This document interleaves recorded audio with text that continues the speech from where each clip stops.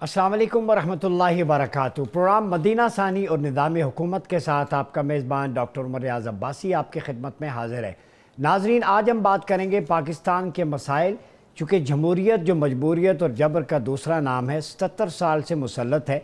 अवाम किसी दूसरे निज़ाम की तरफ देख रहे हैं और बहुत सारे लोग खिलाफा मॉडल की भी बात कर रहे हैं, जिसमें अमीरुल जिहाद जो है वो इस मुल्क के अंदर खलीफा हो, फिर सुप्रीम कौंसिल हो जिसमें 6 रिलीजियस स्कॉलर्स मुज्तहिदीन सारे सेक्ट से हों, 3 रिप्रेजेंटेटिव आर्म्ड फोर्सेस से हों, 2 रिप्रेजेंटेटिव जुडिशरी से, और इसी तरह 10 रिप्रेजेंटेशन फ्राम प्रोविंसेस, और काज़ी कुज़ात, काज़ी आम, हसबा का, काज़ी मज़ालिम का, इलेक्शन कमीशन और मुंतज़मीन का नज़्म व नस्ख हो। यानी बीडी सिस्टम को एक्टिवेट करें। सूबाई हुकूमतों के अंदर जो नाज़मीन हैं उन्हीं को आमिलीन और वालीन का स्टेटस दिया जाए। इससे न सिर्फ स्टेटस को टूटेगा, इशराफिया टूटेगा, अखराजात भी कम होंगे, और एक डिस्ट्रीब्यूटिव जस्टिस का जो खिलाफा का मॉडल है वो प्रैक्टिकली इम्प्लीमेंट होता हुआ दिखाई देता है।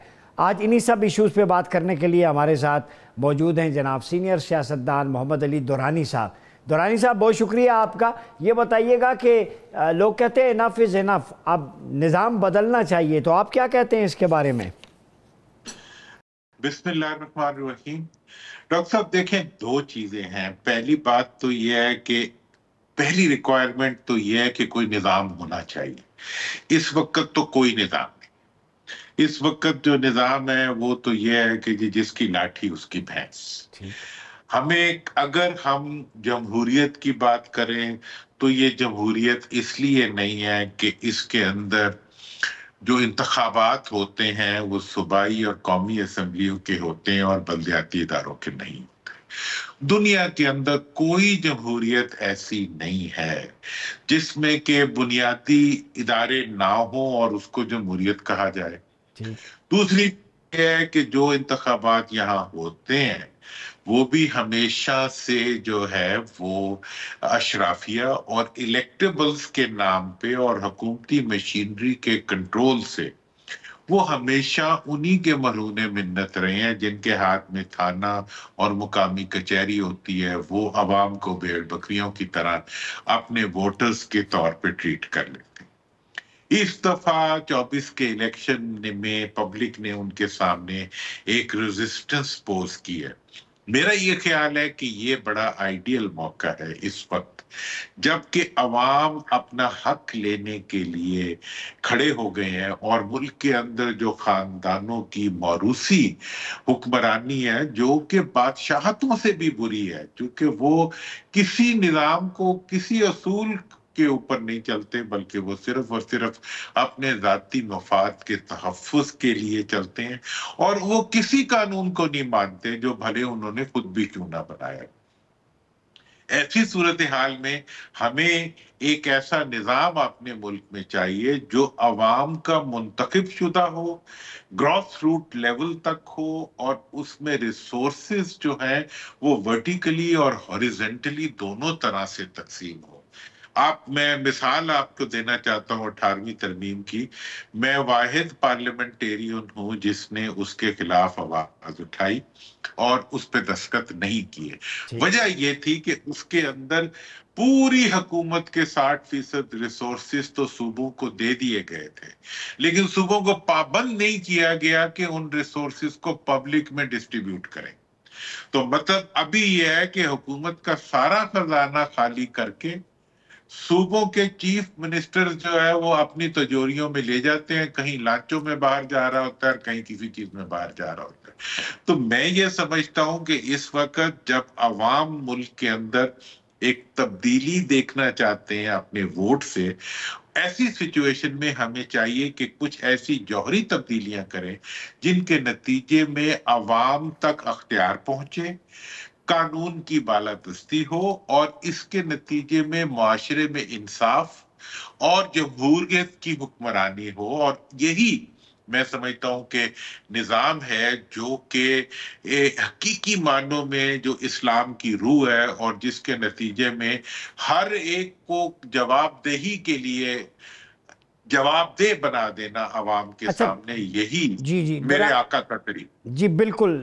दुरानी साहब, ये बताइए कि ابھی جیسے میں نے آپ کے سامنے ذکر کیا کہ 6 ریلیجس اسکالرز، کتنا خوبصورت نظام ہے، تمام مجتہدین سیکٹ سے آپ لے سکتے ہیں، 3 جو ہیں وہ آرمڈ فورسز سے، 2 جوڈیشری سے، اور 10 پروونسز سے جو کریڈیبل ہوں، اپنے قبائل کے، اپنے علاقے کے پڑھے لکھے ویژنری لوگ ہوں۔ اب ان کے اوپر اگر اسلام کو دیکھیں تو امیر الجہاد ہی ہیڈ آف اسٹیٹ ہوتا تھا، تو کیا ہی خوبصورت امتزاج ہو کہ جب آپ کا امیر الجہاد، جو افواج پاکستان جہاد کا منظم ادارہ ہے اس وقت، میں سمجھتا ہوں عالم اسلام میں سب سے منظم، وہ جب جاتے ہیں ملٹری فرنٹ پہ، محاذوں پہ، تو قرآن مجید کی آیات کا ورد کرتے ہیں، کوٹ کرتے ہیں، اور ان آیات کی گونج تل ابیب کے ایوانوں تک جاتی ہے۔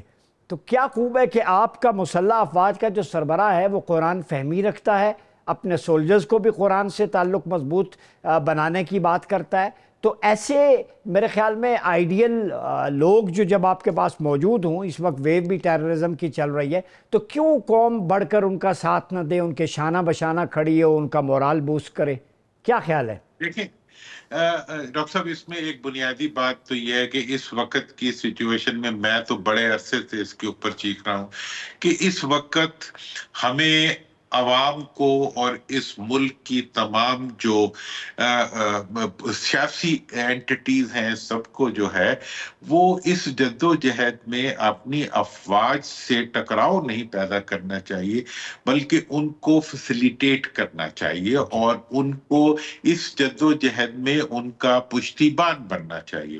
جو ملک کا نظام کا تعلق ہے اس کے بارے میں میری یہ خیال ہے کہ جو اسلام کی بھی روح ہے، جو بھی نظام لایا جائے اور جس نظام کے نتیجے میں بہتری آئے، اس نظام کو راؤٹ ہونا چاہیے پارلیمنٹ سے، تاکہ کل کو پوری دنیا میں کوئی انگلی نہ اٹھا سکے۔ یہ مسلمانوں کا ملک ہے، اس میں سینٹرل اسمبلی کا کنسپٹ۔ ہاں، اور جو شورا کا جو کانسیپٹ ہے، اس کانسیپٹ سے اچھے نظام کو ابھی تک دیکھیں پارلیمنٹ سے کیا نکلتا ہے، ہر وہ چیز نکلتی ہے جس پہ عمل نہیں ہوتا، ہر وہ قانون بنتا ہے جس پہ عمل نہیں ہوتا، ہر وہ اقدام اٹھایا جاتا ہے جس کے نتیجے میں عوام کے بنیادی جو حقوق ہیں ان کو سلب کیا جاتا ہے۔ بالکل درانی صاحب، یہ ایک چیز بتاؤں گا کہ ہمارے ہاں لفظ سے لوگ گھبرا جاتے ہیں۔ مرکزی مجلس شورا کا مطلب ہی انگلش میں ٹرانسلیٹ کریں تو کنسلٹیٹیو کونسل پارلیمنٹ ہے، آپ کی ایوان ذہنی ہے، اور یہ ابھی بھی مجلس شورا کہتے ہیں جی، ہماری اسمبلی کا بھی جو اور لیکن اس میں شورائیت نہیں ہے، اس میں شورائیت نہیں ہے جو روح ہے۔ کہاں شورائیت ہے ڈاکٹر صاحب؟ شورائیت کا تو گزر نہیں ہے اس کے پاس سے۔ میں تو آپ کو بتا رہا ہوں کہ یہ 18ویں ترمیم کے اوپر میں نے اعتراض اٹھایا، میں نے کہا بھئی آپ جس فارمولے کے تحت آپ لے رہے ہیں صوبے، اسی فارمولے کے تحت ضلعوں میں تقسیم کریں۔ تو اسی کے پروپیلنٹ جو تھے وہ کھڑے ہو گئے، نے کہا جی یہ تو صوبائی خود مختاری میں مداخلت ہوگی۔ تو میں نے کہا عوام کی مختاری کدھر گئی، عوام کا اختیار کدھر گیا، عوام کے بنیادی حقوق کدھر گئے؟ کوئی غرض نہیں ہے۔ یہ آپ اگر حیران، میں نے پاکستان کے جو آئین کی تاریخ ہے اس پہ میں نے بہت کام کیا ہے۔ میں ڈاکٹر صاحب آپ کو پورے یقین سے کہہ رہا ہوں کہ ہم نے 72 تک انکار آئین کیا، چونکہ بنگلہ دیش مشرقی پاکستان کے لوگ جو ہیں وہ ان فیوڈلز کا آئین نہیں مانتے تھے، اور جب سے 73 کا آئین بنا، جس دن آئین بنا اسی دن ایمرجنسی لگا کے اس کو سسپینڈ کر دیا گیا۔ پچھلے 54 سال سے پاکستان کے اندر توہین آئین ہو رہی ہے، پہلے انکار آئین تھا، پھر توہین آئین ہے، اور اس توہین آئین کے دوران جو ہے 2 خاندانوں نے مسلسل اس ملک کو اس جگہ تک پہنچا دیا ہے کہ یہ ملک جو آج بھی دیکھیں، آپ نے عسکری ریفرنس سے بات کی، ہم دنیا کے پہلے 4-5 ملکوں میں معیشت میں ہم کہاں کھڑے ہوئے ہیں آخر میں؟ وجہ کیا ہے؟ وہ انہی لوگوں کی لوٹ مار ہے، ان کی جائیدادیں پوری دنیا میں کھڑی ہیں، ان کی عمارتیں جو ہیں وہ پوری دنیا میں کھڑی قوم کی اور پوری دنیا میں ہماری رسوائی کا نشان بنی ہوئی ہے، اور یہ ہمارے حکمران بنے ہوئے۔ تو اب ایسا نظام جو کہ عوام کا نظام ہو، جس کو عوام لے کے آئیں، جو شورا کی بنیاد کے اوپر ہو، جس میں جو انسان کو رب نے اختیار دیے ہوئے ہیں وہ انسانوں تک جائیں۔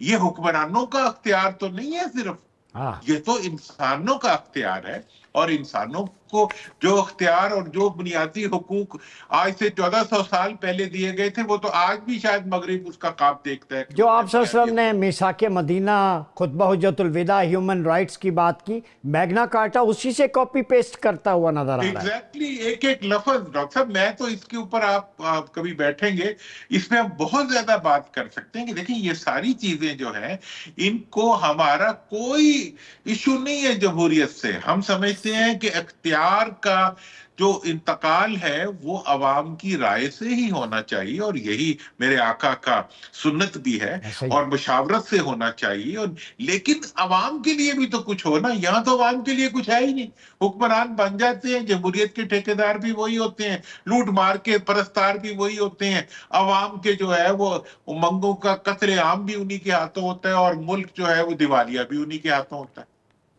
بہت شکریہ محمد علی دورانی صاحب آپ کے وقت کا. ناظرین یہاں تو آ جاتا ہے ایک چھوٹے سے بریک کا، ملتے ہیں بریک کے بعد. جی ناظرین، پروگرام مدینہ ثانی اور نظام حکومت میں آج ہم بات کر رہے ہیں پاکستان میں نظام کی تبدیلی. چونکہ تکمیل پاکستان کی اگر ہم بات کریں تو پاکستان کی بنیاد کلمہ طیبہ تھی اور جغرافیائی تکمیل تو ہو گئی، لیکن اس کی نظریاتی تکمیل کب ہوگی؟ آپ کے سامنے ملک میں لا اینڈ آرڈر کی سچویشن، پاورٹی کی، عوام پس رہے ہیں، بجلی کے بل ہوں، ٹیکسز ہوں، تو یہ اس نظام کے لیے تو عوام نے قربانیاں نہیں دی تھیں. تو پھر واٹ نیکسٹ کیا ہوگا اس کا حل؟ ان ایشوز پہ بات کریں گے. ہمیں جوائن کیا ہے آج اسٹوڈیو میں سینئر سیاستدان دانیال عزیز صاحب نے، آپ کا بہت شکریہ. اور ہمارے ساتھ موجود ہیں سپریم کورٹ کے سینئر وکیل اظہر صدیق صاحب. اظہر صاحب بہت شکریہ آپ کا. دانیال صاحب یہ بتائیں، سوشل جسٹس پاکستان میں پریویل کرنا چاہیے، عام آدمی کو انصاف بھی دہلیز پہ ملے. یہاں نہ انصاف فوری ہے نہ سستا ہے. ابھی بجلی کے بلوں کا بتایا گیا کہ وہ 14 روپے یونٹ جو ہے وہ آپ کو ریلیف ملے گا، لیکن کل میں نے کچھ دوستوں کے الیکٹریسٹی بل انہوں نے دکھائے تو اس میں ایک تو باریک واردات یہ ڈلی کہ 230 جو فکس چارجز ہیں کرایہ ہے میٹر کا وہ 400 پہ لے گئے، 170 جو پر ہیڈ وہ ہے، اور اس میں 2-3 ٹیکسز اور بھی ہیں، اور اس کے علاوہ یونٹ کی قیمت وہی ہے. تو یہ پبلک میں سوشل میڈیا کی ہائپ کے لیے مطمئن کرنے کے لیے کہنا، کیا عوام نے اسی لیے ان کو حکمران منتخب کیا تھا؟ میں آپ کا سوال بہت گہرا ہے، میں آپ کو تھوڑا سا اس پہ روشنی ڈالنا چاہتا ہوں. دیکھیں کچھ ایسے مرض ہیں پاکستان کے نظام حکومت میں جو کہ سسٹم وائڈ ہیں، یعنی وہ پورے کو افیکٹ کرتے ہیں. میں آپ کو 1-2 مثالیں بتاتا ہوں. پاکستان میں جو پلاننگ کا فنکشن تھا اور یہ جو ڈیولپمنٹ بجٹ کا فنکشن تھا یہ انگریز کے دور میں نہیں ہوتا تھا. انگریز کے دور میں جو ڈیولپمنٹ بجٹ تھا وہ پہلے رننگ ایکسپینڈیچر مکمل کر کے اس کے بعد جو پیسے بچ جاتے تھے، اگر بچ جاتے تھے، اس سے پھر یہ ڈیولپمنٹ کرتے تھے. یہ بجٹنگ کا طریقہ کار تھا. یہ ساری کی ساری چیز جب یہ مقابلہ پڑا کمیونزم کا اور کیپٹلزم کا تو نئے نئے طریقے جو ہے نا مختلف اکانومسٹ نے ایجاد کیے اور وہ پھر ان حکومتوں نے اپنا لیے اور اپنے جو الائیڈ ممالک تھے وہاں پر تجربہ گاہ بنا کے ادھر انہوں نے کیا. مثلا آپ یہ سننے میں حیران ہوں گے، ایک چیز ہوتی تھی ولیج سینسس، ابھی بھی وہ ہوتا ہے پاکستان میں، یہ فیڈرل بیورو آف اسٹیٹسٹکس کرتی ہے. اس میں جو مین چیز ہے ولیج سینسس میں وہ یہ ہے پراکسیمیٹی انالیسس ہے. یعنی وہ بتاتا ہے کہ اس گاؤں کا یہ جو پاپولیشن سینٹر ہے اس سے کتنی دور ہے اسپتال، کتنی دور ہے ایجوکیشن سروسز، کتنی دور ہے سڑک، کتنی دور ہے تمام چیزیں، الیکٹریسٹی ایکسیٹرا ایکسیٹرا. تو وہ ایک پراکسیمیٹی انالیسس ہے. تو اس وقت یہ زور دیا گیا تھا جب یہ شروع کیا گیا تھا سارا کہ جو حکومت کی نظر آنی چاہیے. تو اس وقت جو ڈیولپمنٹ ایڈ ہمیں ملتی تھی کیونکہ ہمارے پاس ہارڈ کرنسی نہیں تھی، اس کی بدولت یہ بتاتے تھے کہ جی ہم یہ آپ کو ڈالر دے رہے ہیں، آپ بتائیں کہ آپ اس کام کے لیے روپیز کتنے صرف کریں گے. اور وہ پریشر ڈالتے تھے ڈیولپمنٹ بجٹ پہ اوپر کہ آپ ڈیولپمنٹ کی طرف جائیں. اس سے کیا ہوا کہ انہوں نے ایک بھرمار کھڑی کر دی BHUs کی، یہ رورل ہیلتھ سینٹرز کی، ٹرشری ہاسپٹلز کی، پھر سکولز کی، ہائی سکولز کی، پرائمری سکولز کی وغیرہ وغیرہ. تو اس کا جو ریکرنٹ سائڈ تھا بجٹ کا، جس میں اس کا شیڈول آف اسٹیبلشمنٹ اس کو کہتے ہیں انتظامی لینگویج میں، جس میں ایک چوکیدار سے لے کے اوپر تک وہ ہیڈ ماسٹر، میں اسکول کی بات کر رہا ہوں، یا ہسپتال میں یا BHU میں، اس طرح کر کے ایک پورا مطلب آرگینوگرام ہوتا ہے جس میں جو عہدے ہیں وہ 7 نوٹیفائی کرتی ہے گورنمنٹ. تو بہت سارے کیسز میں چونکہ وہ ڈالر ہمیں چاہیے تھے تو ہم نے وہ عمارتیں کھڑی کر دیں, لیکن چونکہ ہمارے پاس ریکرنٹ ایکسپینڈیچر کا بندوبست کوئی نہیں تھا ان ڈونرز کی طرف سے جنہوں نے وہ عمارت تو کھڑی کروا دی, جو ہمارا حصہ تھا کہ ہم نے اب اس کو چلانے کے لیے وہ ٹیکس لینا ہے اور اس کو آگے بڑھانا ہے, وہ بھرمار اتنی تھی کہ وہ ہم کبھی کر ہی نہیں سکتے تھے. ابھی رزلٹ کیا ہے؟ اب رزلٹ یہ ہے کہ کنسالیڈیشن کے تحت ایک پالیسی ہے جس میں فرض کریں پنجاب میں میرے ضلع میں جو سکولز جن میں بچے کم ہیں ان کو مرج کر رہے ہیں کیونکہ ابھی بھی وہ ایکسپینڈیچر نہیں ہے, یعنی وہ عمارت. سو یہ ہر چیز میں ہوا ہے. میں نے آپ کو صحت کی اور اس کی مثال دی ہے. یعنی ہیومن ریسورس کے ایکسپینسز کو مینیج کرنے کے لیے پلاننگ نہیں تھی. دیکھیں گورننس کے جو ڈیسیجنز ہیں نا, یہ سمجھنے کی بات ہے, یہ انٹرنیشنل بلائنڈ اسپاٹ ہے. وہ ہے کہ یہ ڈیولپمنٹ بجٹ کی بات کرتے ہیں. جو گورننس ڈیسیجنز ہیں وہ 99% recurrent side of the budget پہ ڈیسائیڈ ہوتے ہیں. وہ ان کو اچھوت ہے, یعنی ان کی اگر وہ مینشن آپ کریں ان کی آنکھیں پھٹ جاتی ہیں, منہ میں جھاگ آ جاتی ہے. ابھی اس طرف آتے ہی پرائیویٹ کر رہے ہیں. تو میں آپ کو میری یاد سنیں نا, مری میں نے سنا ہے کہ 63 سکولز. اس سے کیا ہوا کہ ایک جو نظام حکومت ہے, چاہے وہ پولیس اسٹیشن کی ہو, چاہے وہ جوڈیشری کی ہو, چاہے وہ یہ اوور آل افلکشن تھی, کیونکہ ہر ایک میں یہ شعبے ہیں, یعنی ڈیولپمنٹ کے اور ریکرنٹ سائڈ کے. آپ سمجھتے ہیں یہ اس نظام کا اینڈ ہو گیا ہے؟ میں کنکلوڈ کر دوں. اس میں کیا ہوا پھر کہ جو ایک ٹائم تھا جب گورنمنٹ ہاسپٹل کے علاوہ کوئی جاتا ہی نہیں تھا کوئی, ایسا ہی ہے, کیونکہ وہ اس کی ایک سروس تھی, ایک پریسٹیج تھی اس کا. اسی طرح یونیورسٹی یا کالج وغیرہ سا پرائیویٹ کو تو مانا نہیں جاتا تھا. اب وہ ریورس ہو گیا. اس کی کیا وجہ ہوئی؟ How over 50-60 years have we dilapidated to this level. So وہ میں آپ کو سٹوری بتا رہا ہوں. اور وہ اس میں اب آپ دیکھیں, وہ کہتے ہیں کہاوت ہے انگریزی کی, devil is always in the detail, یعنی شیطان جو ہے وہ بریکیوں میں رہتا ہے. تو یہ جو بریکیاں میں آپ کو بتا رہا ہوں, یہ انفارچونیٹلی ہماری سیاسی جماعتوں میں اس کا مطالعہ ہی نہیں ہے. بحث تو چھوڑیں, وہ تو بعد کی بات ہے نا. آپ پہلے مطالعہ کریں گے تو کسی چیز پہ بحث کریں. اس کا مطالعہ ہی نہیں ہے, ان کو پتہ ہی نہیں ہے. یہ بس اس بات پہ لگے ہوئے ہیں کہ جناب ماسٹر بھرتی ہونے نے تو مینو کنے لبنے نے کہ میں اپنے رشتہ دار کرا لوں گا. یہ ان کی دوڑ ہے. اگر تھانے دار ہیں تو وہ تبدیل کیسے کرنا ہے, میں نے اپنا کیسے لگوانا ہے, بس. اگر ان کو بولے کہ پورے نظام کو اب میں نے ایک بڑا پیکیولر ایکسپیرینس تھا میرا, جو میں نے میرا مطالعہ بھی بہت تھا کیونکہ میں کالج میں بھی میں نے پاکستان کے بارے میں پڑھا, اکنامکس میں ڈیولپنگ کنٹری ٹریک پہ, اور واپس آ کے میں ضلع کونسل کا ممبر بنا 1991 میں. تو میرا ساری پرورش جو ہے وہ لوکل لیول سے اپورڈز ہے, سیاسی بھی. تو اس میں جو کہنے کا مقصد یہ ہے کہ یہ چیزیں جو ہیں جب تک ہم ان devil is in the detail کو ایڈریس نہیں کریں گے تو آپ کوئی بھی نام دے دیں, کوئی فرق نہیں پڑتا. اس میں بھی یہی کپاتیں ہونی ہیں. تو پرابلم یہ ہے کہ وہ جو سو کالڈ ریولوشنز آتے ہیں وہ بھی ان بریکیوں میں نہیں جاتے. ان کے بڑے بڑے سلوگن ہوتے ہیں جذبات اجاگر کرنے کے لیے. آخر کار وہ جو ورکشاپ ہے جس میں یہ کام ہونا جو میں مینشن کر رہا ہوں, وہ کدھر ہے؟ جی اظہر صدیق صاحب, وہ ورکشاپ کہاں سے لائیں جس میں ان خرابیوں کو ٹھیک کیا جائے؟ گاڑی میں اگر کوئی پرزہ فیل ہو جائے یا مکینک کے پاس جاتے ہیں, اسے بتاتے ہیں کہ دیکھو اس میں کون کون سی خرابی ہے. تو آپ کیا سمجھتے ہیں, جمہوریت کی پوری گاڑی, انجن, اس کی باڈی ریپلیس کرنا پڑے گی؟ چونکہ اب پاکستان میں خلافہ کی بھی بات ہو رہی ہے, تکمیل پاکستان موومنٹ ایک اٹھی ہے, وہ نظام خلافت کا یہ سٹرکچر میرے پاس ہے کہ ایک خلیفہ ہو, مرکزی مجلس شورا, قاضی المظالم, قاضی القضات, نظام عادل, والی, صوبائی مجلس شورا, پورا ایک سٹرکچر کل انہوں نے کراچی میں دیا ہے. تو آپ کیا سمجھتے ہیں کہ عام آدمی کو انصاف کے لیے کسی نئے نظام کی طرف جانا پڑے گا؟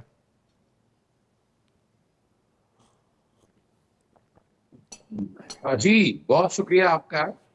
میں ابھی دانیال صاحب کی بات سن رہا تھا. دیکھیے پہلی تو بات ہے, اگر آپ دین اسلام کا کانسیپٹ سنیں تو ریاست مدینہ کا جو کانسیپٹ تھا وہ عمران خان نے کوشش کی پوری دینے کی, اور وہ ہم بیسکس ہی نہ پوری کر پائے. بیسکس کیا ہے؟ زندگی کے رہنے سوارنے, اسی اسینشل کموڈیٹیز کا نام ہم نے قوانین بھی بنا لی اسینشل کموڈیٹیز کو, اور ریگولیٹ کرنے کی بھی کوشش کی ہم نے, لیکن ہم ناکام اس لیے ہو گئے کہ ہم عوام تک ریچ آؤٹ نہیں کر پائے. یعنی پوری دنیا میں اگر دین اسلام کے جو بیسک کانسیپٹ ڈاکٹر صاحب میں جو سمجھ پائے ہیں ہم, دیکھیں عذاب آئے کم تولنے پہ, عذاب آئے اور اپنا خاص طور پر ملاوٹ کے اوپر باتوں میں دیکھیں, یہ جو بیسک چیزیں تھی نا, یہ بیسک چیزیں اگر دین اسلام کی ترویج پوری دنیا کے اندر بڑھی اور آگے ہم بڑھے تو بیسک یہ سوشل جسٹس کا کانسیپٹ دے لیں آپ, یا ہم نے آئین پاکستان 1973 بنایا, اس کو ہم نے سوشل کانٹریکٹ کا نام دیا, فنڈامنٹل رائٹس ڈال دیے, پرنسپل آف پالیسی ڈال دی ہم نے, لیکن سر اس پہ عمل درآمد کتنا ہوتا ہے آپ دیکھ لیں, آپ بتا دیں, مجھے بتا دیں. Right to life, right to liberty, quality of life, right to profess religion, پھر رائٹ ٹو اسمبلی ہے, پھر رائٹ ٹو ٹریول ہے, پھر رائٹ ٹو پراپرٹی ہے. اگر یہ بنیادی حق تھے نا بیسیکلی, اور یہی اٹھا کر انہوں نے جو دین اسلام کا کانسیپٹ تھا universal declaration of human right میں ڈالا, انہوں نے آئی سی سی پی آر میں ڈالا. یعنی اگر پورے کنونشن اٹھا کر دیکھ لیں تو اس کی بیسک جو ہے وہ قرآن مجید ہے. اور وجہ کیا ہوا, انہوں نے عوام کو موٹیویٹ کیا, عوام کے لیے مثال. یعنی میں کوئی 9 مہینے ڈاکٹر صاحب یہ ایگزائل کے لیے مجھے یو کے رہنا پڑ گیا, تو میں بڑا حیران ہوا, میں کہ کیا ہے, میں نے جب ان کا سٹائل پبلک اورینٹڈ چیزیں بنائی, اور in my opinion they were born with the intention to rule, جو میں سمجھ پایا ہوں کہ انہوں کا جو نقطہ نظر ہے کہ وہ اس نقطہ نظر سے دنیا میں آئے کہ انہوں نے حق کے حکمرانی کرنا ہے. وہ کیسے, آپ دیکھیں وہ یہاں آئے, یہاں قذاقوں کی طرح آئے, یہاں کے لوٹ مار کی, لیکن لوٹ مار کرنے کے علاوہ کوئی ڈیولپمنٹ کا جو سٹائل ہے وہ یہاں بھی دے دیا. نہری نظام بڑا زبردست دے کے, یہاں اپاشی کا نظام زبردست دے کے, سلک روٹ کے ذریعے انہوں نے دیکھیں سڑکیں بنائی. لیکن اب جب وہاں جاتے ہیں تو انہوں نے پورے یعنی آپ پہاڑی سلسلہ ایک طرح سے, لیکن اندازہ لگائے کہ انہوں نے اس وقت اپنا نظام ایسا زبردست بنایا کہ جہازوں کی ترسیل, اپنا ٹریول کے لیے گاڑیاں نہیں ہوتی تھی, لیکن وہ سمندر اور جو نہریں بنائی اس نظام سے لے کر چیزوں کو آگے کے ساتھ میں سڑکوں کا نظام ایسا بنایا. انہوں نے پھر ڈسٹریبیوشن آف ویلتھ کیسے کیا, ان کے کسی گاؤں میں چلے جائے, وہ گاؤں بھی یہی لگتا ہے کہ شہر ہے, کہ وہاں بیسک سہولیات انہوں نے وہاں پر دی لوگوں کو. اب یونیورسٹی لیول تک بڑی بڑی یونیورسٹی بھی اگر دیکھیں تو وہ انہیں لگا, ہم نے یہ نہیں سوچا, ہمارا جو مین مقصد ہے کہ ہم یہی کوشش کرتے رہے کہ ہم نے یعنی کیا ہم نے کیا مرہون محنت کا بنا دیا. وہ ایک نظام لے کے آئے تھے محکوم بنانے کا, پولیس کو محکوم بنا لیا, کوئی محکمے کو آپ کو بجلی کا کنیکشن لینا ہے ترلے میں تھے, بچوں کو اسکول پڑھانا ہے, تاکہ داخلہ لینا ہے, کیا طریقہ کار ہے, بجلی اور گیس کا کنیکشن لینا ہے. یہ وہ بیسک, وہاں تو اتنی تیزی سے آگے چلے گئے کہ وہ انٹرنیٹ کے اوپر ہی آپ کو درخواست ہے, آپ کو چکر نہیں لگانے پڑتے, وزٹ نہیں کرنا پڑتا. اور یہاں ہے کہ ہم نے انٹرنیٹ ہی بند کر دیا, ہم نے کہا نہیں جناب یہ آواز اٹھاتے ہیں, یہ بات کرتے ہیں اس بات کو. تو یہ جو کانسیپٹ ہے نا, اگر اس کے پیچھے چلے جائے بیہائنڈ دی ڈور, کیا ہوتا تھا کہ رات کو خلفا نکلا کرتے تھے لوگوں کے مسائل دیکھنے کے لیے, لوگوں کے مسائل پریشانیاں دیکھ کے, اور پھر آپ نے اکاؤنٹیبلٹی دیکھی. حضرت عمر فاروق رضی اللہ تعالیٰ اپنے جسم سے جانا, جب کپڑا استعمال ہوا پھر کیا پوچھا, پھر یہ بھی آیا کہ دجلہ کے کنارے اگر ایک کتا مر جائے گا تو اس کا بھی حساب ہوگا. تو ذرا یہ سوچنے کی بات ہے کہ آج چاہتے اگر یہ ہے تو پیپل اورینٹڈ جو کہا گیا جمہوریت یہ دیکھیں جمہوریت ایک ڈھکوسلا ہے. دانیال عزیز صاحب, گیٹ نمبر 4 سے پرزنر نمبر 804 تک ہی ہماری بات رہ گئی ہے. ان کے درمیان ویسے فاصلہ کتنا ہے؟ اگر گیٹ نمبر 4 سے پرزنر نمبر 804 تک دیکھیں تو اب کتنا ڈسٹنس ہے؟ یہ 800 نمبر ایڈ کرنے کے لیے اس گیٹ میں سے گزرنا پڑتا ہے. وہ تو خالی 4 ہے نا, تو 804 کرنے کے لیے اس گیٹ میں سے گزرنا پڑتا ہے, ورنہ پاسبل نہیں ہے. پھر آخر کار نہیں, یہ نہیں پاسبل جو ان کے ساتھ ہو رہا ہے. یہ نسبت راستہ وہیں سے ہو کے گزرے, اسی کوچے سے ہو کے جانا پڑے. تو کوئی پوچھے کہ بھائی جب راستہ آئین میں کوئی اور تعین ہے تو آپ کو ضرورت کیا تھی اس راستے سے جانے کی؟ اب آپ بھگت رہے ہیں تو آپ کے سامنے ہیں. جب آپ نعرے مارتے تھے کہ جی امپائر کی انگلی کھڑی ہونے والی ہے اور سیم پیج کی باتیں کرتے تھے, تو وہ پھر یہ بھی حصہ ہے نا, اس پیج کا دوسرا رخ یہ ہے. یعنی فاصلے ابھی تک بہت زیادہ ہے. ظاہری بات ہے جی, انہوں نے تو حادی کر دی ہر طریقے سے. مطلب ہے کہ دیکھیں, آپ ایک طرف کہتے ہیں کہ جی ہم تاحیات آپ کو چیف بنانے کا وعدہ کر دیتے ہیں, یہ خان صاحب نے, کہ جو مرضی آپ کریں لیکن ہمیں آپ حکومت میں ہماری حکومت برقرار رہنے دیں, ہم ہر چیز کرنے کے لیے تیار ہیں. جس وقت وہ نہیں آپ کی دال گلتی, اس وقت آپ کہتے ہیں آئیں آپ آئین اور قانون کی بات کر لیں. ایسے تو نہیں ہوتا نا. اب بانسری جو ہے وہ آئین اور قانون کی بج رہی ہے, وہ کون سی وہ پبلک کو بھی سمجھ آ گئی ہے، لوگ نہیں نکل رہے، یہ جلسوں کی منسوخی عوام کا ایشو، عوام کو تو دال روٹی ہے، ان کے مسائل کا حل یہ نہیں ہے. یہ بالکل آپ درست فرما رہے ہیں. مہنگائی اور بے روزگاری میں ہمیشہ کہتا ہوں یہی مین ایشو ہے پاکستان کا، اور یہ صرف میں نہیں کہہ رہا، یہ بار بار ثابت ہو رہا ہے. اب پرابلم یہ ہے کہ جو ہمارے اتنے ناقص ہیں اور اتنے انکمپیٹنٹ ہیں ہمارے جو بقایا سیاسی حضرات ہیں، کہ یہ بتا ہی نہیں سکے کہ پاکستان کی تاریخ میں دیکھیں، پاکستان 1947 میں بنا، تب سے لے کے آج تک کیا نہیں ہوا، کون سے بنچار نہیں آئے، جنگیں نہیں ہوئی، ملک 2 لخت ہو گیا، کیا نہیں ہوا. لیکن یہ مہنگائی جو ہے 38%، یہ کبھی نہیں ہوئی. تو پھر یہ کیا ایسے، اس کی بیک گراؤنڈ کیا ہے کہ یہ 38% پہ چلے گی؟ یہ کوشچن آنسرڈ ہے. اچھا عوام اور ایک منٹ جس دن میرا یہ ماننا ہے کہ جس دن یہ بغیر کسی بحث کے، یعنی ود ریفرنس فیکچول بیسس کے اوپر یہ تعین ہو جائے کہ یہ کیوں ہوئی تھی اور کون کون ذمہ دار ہے، اس کے بعد عوام اگر ان کو دوبارہ اس طرف منہ کرے تو پھر عوام جانے اور وہ جانے. کل 400 بندوں نے مجھے گھیر لیا. گھیرنے سے مراد ملے، ایک وفد آیا تھا ڈیلیگیشن. طلال عزیز صاحب، میں آپ کو جذبات نہیں بتا سکتا. بزرگ باری 70-80 سال کے، بل ہے 40-40 43 ٹیکسز ہیں، 4 بچیاں جوان ہیں. مجھے بتائیں عام آدمی ٹیکس دیتا ہے، پھر کہتے ہیں IMF کے قرضے بھی باقی ہیں، ٹیکس جاتا کہاں ہے؟ کل ایک بزرگ نے مجھے ہاتھ جوڑ کے کہا کہ میں دعائیں دوں گا تمہارے پروگرام میں. میں نے آپ کو بتایا آ رہے ہیں. انہوں نے کہنا ساڈا مسئلہ حل کر دیو، اللہ دی بارگاہ توڑی گواہی دے دیں گے. یہ پبلک کے جذبات ہیں. نہیں بالکل آپ درست فرما رہے ہیں. اور میں نے تو اپنا سیاسی کریئر جو ہے وہ داؤ پہ لگا دیا اس مہنگائی اور بے روزگاری کے پیچھے.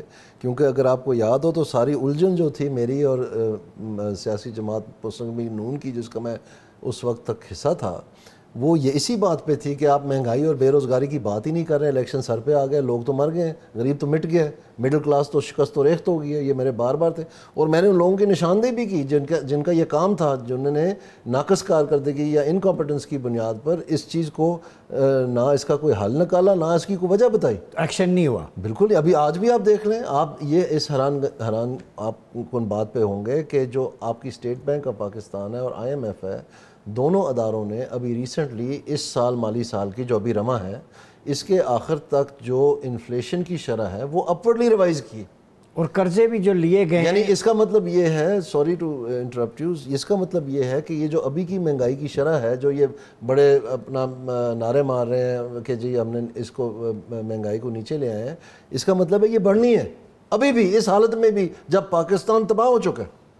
یعنی اور جو اہم چیز ہے اس کے بارے میں، آپ نے بڑا اچھا کہ یہ سوال پوچھ لیا ہے، جو بات سمجھنے والی ہے، آپ کے ذریعے میں آپ کے ناظرین کو بتانا چاہتا ہوں، مہنگائی جو ہے وہ ہوتی نہیں ہے، مہنگائی کی جاتی ہے. اس بات کو سمجھیں، کیونکہ اگر کی جا رہی ہے تو پھر کوئی نہ کوئی اس سے مستفید ہو رہا ہے، نہیں تو ضرورت کیا کرنے کی. میں ذرا اظہر صدیق صاحب آپ کا پوائنٹ بھی. اظہر صدیق صاحب، ہمارے یہاں ڈسکشن یہی رہ گئی ہے، ججز کی تعداد بڑھا دیں، ان کی عمریں، گیٹ نمبر 4 سے پریزنر نمبر 804.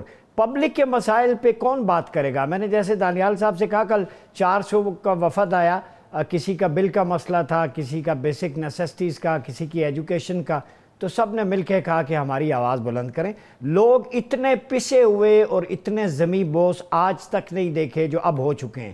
حل کیا ہے؟ ڈاکٹر صاحب ایک بات تو بڑی واضح ہے، جو میں اپنی تقریباً یہ کوئی 32 سالہ وکالت میں چیز جو میں نے نوٹ کی ہے، جس کا کام ہے اس کو ساجے. ہمارے ہاں جو پارلیمان ہے، جو اس کا کام ہے وہ کرتی نہیں ہے. جو انتظامیہ ہے جو اس کا کام ہے وہ کرتی نہیں ہے. عدلیہ کا جو کام ہے وہ اب یہی کہہ سکتے ہیں مجبوری ہے. کیوں نہیں کرتی، وجہ کیا ہے؟ اسٹیبلشمنٹ ہے. سب سے زیادہ جو مسائل پیدا کیے ہیں وہ میں سمجھتا ہوں پاکستانی اسٹیبلشمنٹ نے. حالات اور واقعات دیکھیں، وہ سرٹن ایجنڈا لے کے چلتے ہیں، سرٹن گول لے کے چلتے ہیں. عوام ایک طرف کھڑی ہے، دوسرے ہم اس طرف کھڑے ہیں. اور سیاسی جماعتوں میں اتفاق کرتا ہوں کہ ہر کوئی گیٹ نمبر 4 کی طرف دیکھ رہا ہوتا ہے. اور وجہ بھی یہ ہے، کیوں نہ دیکھے وہ؟ جب اس نے دیکھ لیا کہ یہاں میرٹ کوئی نہیں ہے، آپ ووٹ ڈالیں گے ووٹ نکلے گا نہیں، جو پرچی آپ دیں گے وہ پرچی کا رزلٹ نہیں نکلے گا، تو اس نے لازمی بات ہے گیٹ نمبر 4 ہی کی طرف دیکھنا ہے تاکہ وہ چل سکے. اگر وہ حکومت ملے گی تو حکومت چلا سکے. آپ موقع یہ دیکھیں، کم از کم کسی کو مرضی اختلاف ہو اس بات پہ، عمران خان نے آ کر وہ ڈرامہ نہیں کیا کہ جو ہمیشہ سے دیکھتے آیا ہے. نواز شریف کی تاریخ دیکھ لے، کہ اس کو پیداوار جو ہے وہ آپ کو پتا ہے کہ اسٹیبلشمنٹ نے کیا، جنرل ضیاء الحق سے لے کر آج تک دیکھ لیں وہ اسٹیبلشمنٹ کے ساتھ کھڑا ہے. ذوالفقار علی بھٹو نے اسٹیبلشمنٹ کے اگینسٹ شروع میں ساتھ رہے. اچھا صدیق صاحب، اظہر صاحب ایک ساتھ چھوٹا سا سوال لے لیں. آپ نے اسٹیبلشمنٹ کی بات کی، لوگوں کو نہیں پتا اس میں بیوروکریسی، افسرشاہی سارے شامل ہیں، مگر ایک طبقہ ایسا ہے جو آج اپنے سینے پیش کر رہا ہے، ان کے سینے لہو سے رنگین ہیں، جس وجہ سے آج ہم یہاں بیٹھے ہیں پرامن فضا میں، وہ ہے افواج پاکستان. تو آپ کیا سمجھتے ہیں یہ جو کچے میں ہوا، بلوچستان میں ہو رہا ہے، یہ انٹرنیشنل جو ہے وہ انسرجنسیز بھی ہیں، رو بھی انوالو ہے. اب مہارنگ بلوچ کے سٹیٹمنٹ آپ دیکھ لیں، مودی کو راکھی باندھنے کی بات ہو رہی ہے، اور باقی آپ جو مسنگ پرسنز کے نام پہ ٹیررزم ہو رہا ہے. تو یہ ایک جو فرنٹ ہے، ملٹری فرنٹ، اکیلی رہ جاتی ہے فوج جو قربانیاں دے رہی ہے، باقی پولیٹیشنز، اشرافیہ، یہ لوگ کیا کر رہے ہیں؟ دیکھیے میں نے لفظ اسٹیبلشمنٹ آپ کے سامنے اس لیے رکھا ہے، اور اسٹیبلشمنٹ صرف فوج کا مرکب نہیں ہے، اس میں آپ کی سول بیوروکریسی ہے، اس میں جوڈیشل اسٹیبلشمنٹ شامل ہے، سول سوسائٹی شامل ہے، اس میں صحافی شامل ہیں. تو یہ ایک سارا مرکب ہے. یہ مرکب صرف اپنے اشرافیہ کو نوازنے کے حوالے سے ہے، یعنی جو ریئل ایشو ہے اس میں کوئی شک نہیں ہے کہ جو فوج کی قربانی ہے اس پہ تو کوئی دوسری رائے نہیں، لیکن ایک چیز طے تو کرنی ہے نا. یعنی آج اب اگر بات کرتے ہیں، یعنی میں آج بھی سمجھتا ہوں کہ یہ دو چیزوں میں فرق ڈالنا پڑے گا آپ کو ملک کی نظم و نسق چلانے کے حوالے سے اور ملک کے سیکیورٹی، داخلی اور خارجی معاملات کو، یعنی ان چیزوں کو اور نظم و نسق کو تھوڑا سا، یعنی کسی جگہ اوور لیپنگ تو ہے، اس میں کوئی شک نہیں ہے اور ہم دیکھتے آئے ہیں، لیکن کسی جگہ اس کو علیحدہ کرنا ہے. تو اس کے لیے مل بیٹھنے کے علاوہ میں نہیں مسئلہ سمجھتا اس کا مسئلہ حل ہو سکے. نہیں، یہ بتائیں، مل بیٹھے پہلے بھی ہے، ریکونسائل ماڈل بھی تھا، جو سسٹم 77 سال سے ڈیلیور نہیں کر پایا، تو کیوں نہیں خلافہ کی اگر بات ہوتی ہے اس طرف جائیں، سوشل جسٹس کی طرف ریپلیس کر کے دیکھیں؟ کیوں خوف آتا ہے اسلامک پروویژن سے؟ دیکھیے میں آج بھی سمجھتا ہوں کہ پاکستان کے اندر یہ جمہوری ایک ڈھکوسلا، یہ by the people for the people, یہ ایک بیوقوف بنانے والی ٹرمینالوجی ہے. اور ہم دیکھتے ہیں کہ سیاسی جماعت کا جو لیڈر ہے، جو ہیڈ ہے، وہ ساری سیاسی جماعت کو کس طرح چلاتا ہے وہ آپ کے سامنے. کبھی ہر ایک انڈیویجول کی ول تو ہے ہی نہیں نا لوگوں کی. تو اس کے دو ہی حل ہیں، یا آپ صدارتی نظام کی طرف جاتے ہیں یا خلافت. اور میں سمجھتا ہوں کہ خلافت کا نظام صدارتی نظام سے 1000 گنا درجے بہتر ہے. اکاؤنٹیبلٹی اس کے اندر ہے، پیپل اورینٹڈ وہ ہے، سوشل جسٹس وہ دیتا ہے. اور دیکھ لیں، ہم نے اٹھا کر دیکھا نا کہ جب وہ خلافت کا نظام تھا، اس خلافت کے نظام سے آپ سب لوگوں نے دیکھ لیا کہ ہم کہاں تک پہنچے. اس خلافت کے نظام سے ہم الٹیمیٹلی جو رزلٹ ہم نے لے رہے تھے وہ رزلٹ ہم نے حاصل کیے اور پوری دنیا میں راج کیا. پھر ہم نے برے صغیر پاک و ہند میں اٹھا کر دیکھیں، مغلیہ سلطنت آئی اور وہ خلافت سے ہٹ کر جیسے ہی دوسرا نظام کی طرف آئی، اور آپ دیکھ لیں کہ کس طرح سے مسلمانوں سے خلافت چھین لی گئی، مغلیہ سلطنت چھین لی گئی. پھر یہی والا معاملہ صرف یہ نہیں ہے، سلطنت عثمانیہ جہاں کہیں بھی آپ چلے جائیں. تو آپ کی اس بات سے تو میں اتفاق کرتا ہوں کہ ہمیں خلافت کے زمانے میں بھی اگر دیکھ لیں تو ریاست اور یہاں ہر ادارے اپنی اپنی جگہ ایک فرائض انجام دیتے تھے، لیکن یہاں آگے اوور لیپنگ ہو گئی ہے. آئین پاکستان 1973 نے حل بھی دیا ہے لیکن حل دیا بھی نہیں ہے، اور وہ حل اب آگے اگر نکلنا ہے تو آئین پاکستان 1973 ہی کو سامنے رکھتے ہوئے اگر کوئی ترامیم کی طرف جاتی ہیں تو یہاں نیا ایک سوشل کانٹریکٹ دینا پڑے گا. آئین پاکستان نیا بنائیں گے، اور جو نیا آئین پاکستان اگر بنے گا تو حالات کیا ہوں گے، بڑے مشکل. اور اس لیے میں تو سمجھتا ہوں کہ اس نظام میں جب تک اکٹھے بیٹھیں گے تب تک نہیں آئے گا. مساق جمہوریت وغیرہ وہ بنانا، وہ سب ایک ڈرامہ تھا، بیوقوف بنانا تھا. عمران خان نے کہا ووٹ کو عزت دینے کا نعرہ، حالانکہ نواز شریف نے لگایا تھا، لیکن اس پہ ٹھہر نہیں سکے. ٹھیک ہو گیا اظہر صدیق صاحب، آپ کا پوائنٹ آ گیا، بہت شکریہ آپ کا. دانیال عزیز صاحب، بہت شکریہ آپ کی آمد کا. ناظرین کی آج کے شو میں پاکستان کے اس نظام جمہوریت جسے مجبوریت بھی کہا جاتا ہے، اس کے نقائص بیان کیے. تو پینلسٹ کا جو کرکس میں نکالنا چاہوں گا گفتگو کا، دانیال عزیز صاحب نے مینجمنٹ کی، گڈ گورننس کی، سوشل جسٹس کی بات کی. یہ وہی ایٹریبیوٹس ہیں جو خلافہ اور اسلام دے رہا ہے، اور اظہر صدیق صاحب بھی یہی بات کر رہے ہیں کہ یہ نظام گل سڑ چکا ہے. نظام خلافت بہت بہتر ہوگا اگر اس ملک میں آ جائے. دیکھتے ہیں کیا ہوتا ہے. اپنا بہت خیال رکھیے گا. اپنے میزبان ڈاکٹر عمر ریاض عباسی کو اجازت دیجیے. اللہ حافظ.